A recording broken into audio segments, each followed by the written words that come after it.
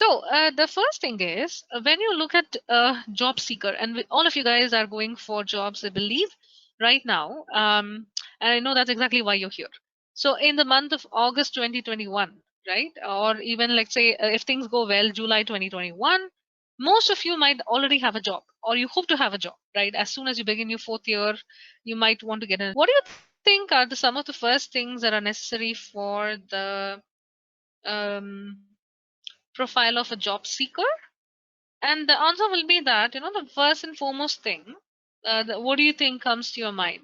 You can just quickly type in. The first thing that comes when you have to go for a job application will be your resume, which is very important, wherein which contains all the things, and it's basically your horoscope and things like that. Then the next immediate thing is your CGPA or your mark sheets or whatever you have. That becomes super important. It becomes a filter based on which people are going to say that, okay, probably this guy goes through, this person goes through, that girl doesn't go through, and so on and so forth. Right? So this becomes like these are two critical factors which get filtered in. And then for some of the companies, like you might look at a Morgan Stanley, you might look at a Credit Suisse, or you might be looking at some of the others, there are cover letters which are necessary. So which become a criteria for a criterion for you to move to the next stage. Okay, so you have that. And then you might have definitely technical and aptitude tests, depending on wherever you go, whichever field you have, the technical test will be relevant to that field. So you're going to have that. Last but not the least, in the first filtration process is going to be a group discussion. A group discussion is a way of filtering out many people and a way of testing your soft skills and other things. And more intensifying would be the technical interview rounds and everything that you might have. And then last but not least, you will have interviews and this one. So when you look at anybody who is a job seeker, you will have like all these things that are coming in an application that you need to be ready for at the end of the day. And thing is that like um, more so, most importantly, the point to keep in mind is all these things are done over the entire period of your college. It's not done in one day. Okay, when you go in a group discussion and you're talking, it's a result of your work probably like even earlier than yours, even from your school years. Like how you talk, how you handle yourselves, and so on. When you're looking at a resume, it's the effort of over 4 years that is going in. When you look at the technical and aptitude test, it's going to be an effort of 4 months or 5 months, wherein you have like really spent a lot of time on it and so on. So there are a lot of things, and in fact, a lot of time gets invested into all of these, right? So the question is like we are looking today at like how do I balance? So because when I look at profile building, this is where we always say is profile building. Profile building at the end of the day is adding things to your CV other than their CGPA. That's all it is. And when you look at academics, of course, it's there. See, somebody says that, hey, I have 6, I want to make it 9. Okay, I have a 6 and I want to make it I have a 6.4 and I want to make it a 9.5. You guys know that probably it's not that easy, right? It takes a lot of effort for you to push this from this time to this. Sometimes it might be possible, sometimes it may not be even possible. So when we look at academics, so academics not only means just your CGPA, but it also has a little bit of things on your technical knowledge, right? On your technical knowledge in terms of how much are you able to gain and so on. So that part is the one that we call as academics typically. And the question is like, why is it important? As I said, it's one of the main filters that's used in some of the companies. You might say, hey, Google doesn't use it. I know a couple companies which are agnostic of the degrees that someone has. It is agnostic of someone's accomplishments, academic accomplishments, and you might be very right. But you know what? If the CGPA is lesser, then the rest of the stuff has to be super high for someone to actually like. So if the CGPA is lesser, the rest of the stuff has to be really really high for you to be in a position to compete with the others. But the CGPA is becoming it will become one of the main criteria as well for, especially when you're applying to multiple different things. Okay, and see, and this is one of the biggest issues, right, with the COVID-19 thing. Many of the institutions have been following different policies for their exams. So one of the things that in fact we were discussing with the different deans of the various colleges was about how they're going to put this in the transcript later on.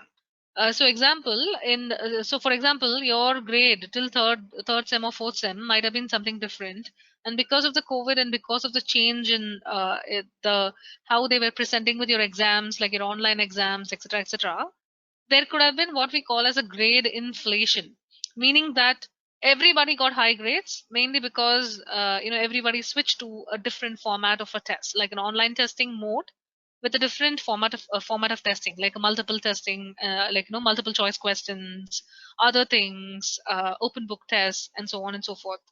So there was a discussion with the deans of the various colleges, and they were all talking about how in their transcripts later on they're going to talk about the change in the grading pattern during the COVID-19 phase. All right, and how the things changed. Right. So I know that COVID-19 has affected a lot of people in terms of um, some of the grades have been good for many people, but some of them it's been not so great. Right. That's there. So now let's come. CGPA is often used as the main filter. So it is the first filter that people typically think about. All right. It doesn't necessarily become what do you call it as. Sometimes it becomes like you do have a cutoff, and if you don't meet that eligibility requirement, or like for example, if you feel that there are backlogs, there are year gaps, and other problems, there is like very low CGPA and so on, then it becomes a problem. So wherever it becomes a filter or it's used as a cutoff, you might feel that as a problem. And unfortunately, in some of the top jobs, right, it might be used as a filter. So that is one of the things you might have to keep in mind. But it's not necessarily, as I said, like there are ways out. But that is exactly why what we say is, doesn't matter what you've done in your first, second, third, fourth semesters. Um, Between fifth and sixth and seventh and eighth, right? So depending on this, you'll have to catch up, right? So this is a time where we need your CGPA to probably look like this. So you might have had a lower CGPA or whatever before, doesn't matter. It has to go up in the, like, at least, this is like say first to fourth, right? And then this is like something starting from fifth onwards till your eighth semester. You might be in a 3-year degree, that's okay. Doesn't matter. So you need to show the upward trend. So this is like your semesters versus this is your CGPA. So these are things that you need to think about. So most of the times, whether it is competitive enough or not is a question about. The point is that CGPA is never the single determinant. Okay, that's why we are all saved, and that's exactly why probably Career Labs exists. Okay, I truly believe that someone's ability to excel in tests doesn't really guarantee them to be a person who knows everything in their field.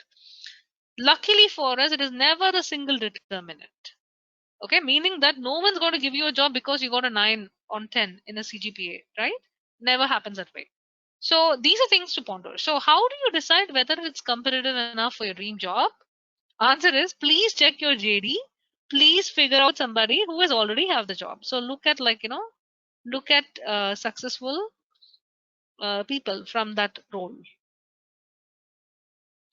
Okay, successful people in those roles, that will give you an idea of this for it. But most of the times, as a rule of thumb, you can note that if you're like above average in your class, you have higher chances for you to get into it. So if you're in the top 10 percentile, so that can be a uh, different figure itself. If you're in the top 10% of your class, then that's probably a good and competitive CGPA. That's something to consider. So we're just looking relative to your respective classmates and so on. That's good enough. Okay, you may not like compete at a different level. So because as I said, like no one's going to compare somebody from say like having a different grading pattern with somebody else from another school. It doesn't matter that way, right? So these are things to keep in mind, right? See, this is my theory, but I don't know how it works, and this is where probably you guys can correct me if I'm wrong. Okay, so this is what happens. In life, till about 8th standard, nobody really cares like what you get in terms of your grades and all that. Okay, and then what happens is like, so let's look at this as the time of our lives basically. So this is like 8th grade or something, and then let's look at it as a percentage of the probably the amount of effort that we put in. It could also be like a function of, you could also think about of time invested. You could look at the effort that is put in. You could also look at it like, if you want to with your grades and other things and all that.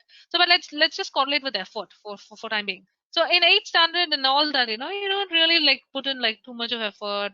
You might put in a lot of effort and all, but then suddenly ninth, 10th, it starts peaking, and 10th there's a spike again, and then and 12th there's like a big spike. So probably in and again your entrance and everything else, and then when it comes to college, right, first year, second year and all, you're like kind of like chilled out. You don't really care. And then suddenly what happens in third and fourth is when you realize that you need to really really put in a lot of effort. And that's kind of like how I think it is in college. Will you guys agree with that, or what do you think?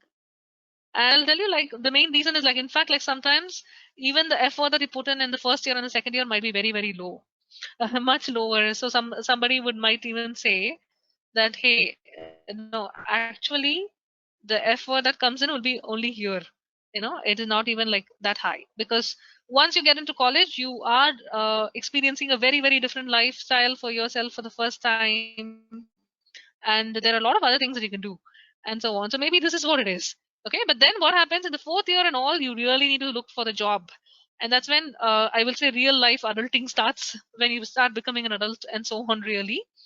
But that's basically like how thing is. So to be very honest, in your third year and your fourth year is when you actually realize the purpose of college. You must have come to college for some reason, but you probably forgot. See, till about 12th grade, it's very simple. You have to pass 8th, then go to ninth. You have to pass ninth, and then go to 10th, and then pass 10th, and go to 11th, and then pass the gazillion entrance exam that you have, and then pass your 12th grade, and then get into a good college. So it's kind of like very straightforward, regimented system that you're used to, very structured. Somebody is behind you, your friends all go to a coaching class, you also go to the same coaching class, and so on. So it's very regimented. But in college, what happens is, there's the first time that you're actually exploring what can happen for yourself, and first time that you're living as an adult, and because of that there are too many choices. And this is exactly why what happens is, it's the first time for you to realize what is it that you need, and then accordingly go. So now is the time where your efforts need to again ramp up over here. So without that, it becomes a little bit of a concern. Yeah. So what happens after you get into the job? Do you want to see the graph after it gets into the job? If so, you can say graph, yes. Do you want to see the graph of like how does the graph look after you get into a job?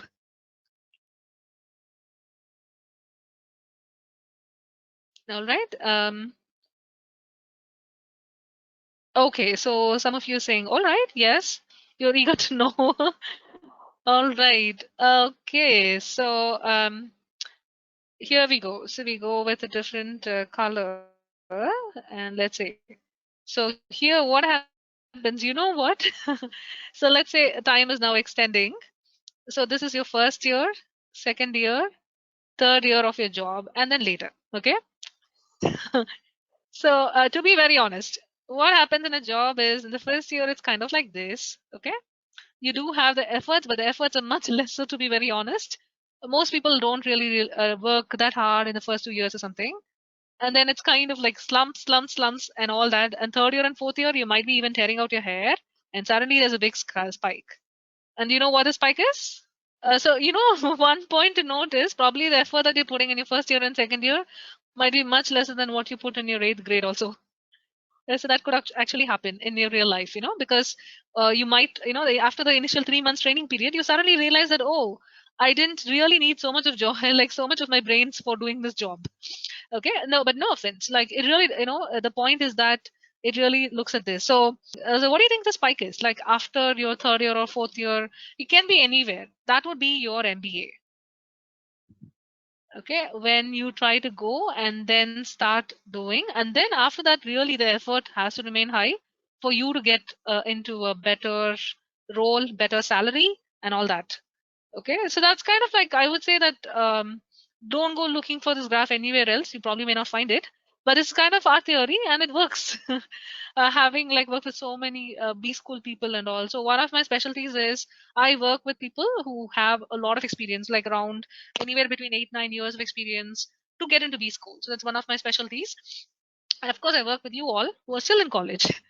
So as well, so that's why it's a better fit. So the point is that yeah, you could get a new job, you could get like married probably or anything else, but in life, after a point, you really the effort goes up, right? And that's exactly why you might say like, why are you talking about all this right now? You were telling about academics and all, and now you're telling about all this. I'll tell you why. The thing is that what you do now has a big impact for what you're going to be doing 5 years later, and it is true. Okay, and that's exactly why it's very important for you to give that additional push for you to get that dream CGPA and increase it as much as possible, because whatever you're going to do now will have an effect.